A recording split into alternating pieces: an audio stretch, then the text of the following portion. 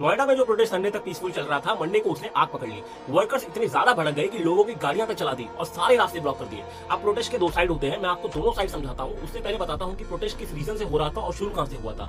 Haryana government ने अपने law में स्किल्ड और अनस्किल्ड वर्कर्स के लिए 30 से 35% हाइक किया।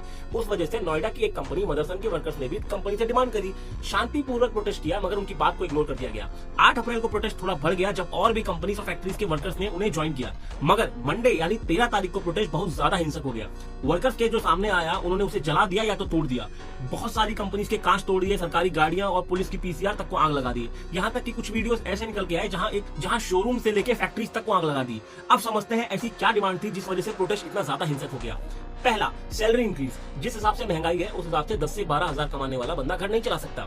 Fixed working hours. कई कंपनीज और मदरसन में वर्कर्स को ओवर टाइम करवाया जा रहा है, संडे तक में काम करवाया जा रहा है। प्रॉपर ओवर टाइम पे, ओवर टाइम और संडे का सिर्फ सिंगल पे मिल रहा है। वीकली हॉलिडे और बोनस, कम से कम एक वीक में एक छुट्टी मिलना बहुत जरूरी है और साथ में उनका बोनस भी रोका जा रहा है।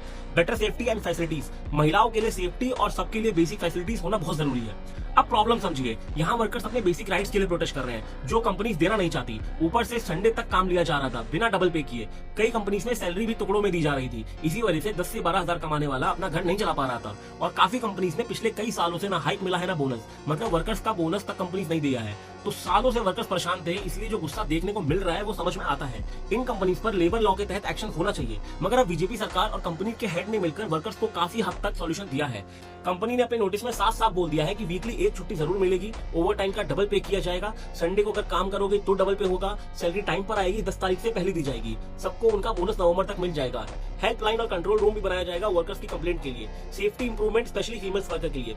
अब प्रोटेस्ट का दूसरा साइड समझते हैं। मैं वर्कर के सपोर्ट में हूँ, लेकिन एक सवाल उनसे भी है, आप किसके अगेंस्ट हो? अगर आप कंपनी के अगेंस्ट हो तो प्रोटेस्ट करो, अच्छे से धरना दो, अपनी बात को कानूनी दायरे में रखो। लेकिन किसी आम आदमी की गाड़ी जला देना, सरकारी गाड़ियों को फूंक देना, फायर ब्रिगेड पर पथराव करना, ये प्रोटेस्ट कैसे हुआ? आप बिल्डिंग्स के कांच तोड़ रहे हैं। कुछ वीडियोस में ये तक देखने को आया कि आप ऑफिस के अंदर घुस गए हैं लाठी डंडे लेकर, जहां एम्प्लॉइज काम कर रहे हैं, उनकी क्या गलती थी? वो डरे हुए हैं। आप रास्ते ब्लॉक कर रहे हैं, कभी सेक्टर 62 तो कभी फेज 2।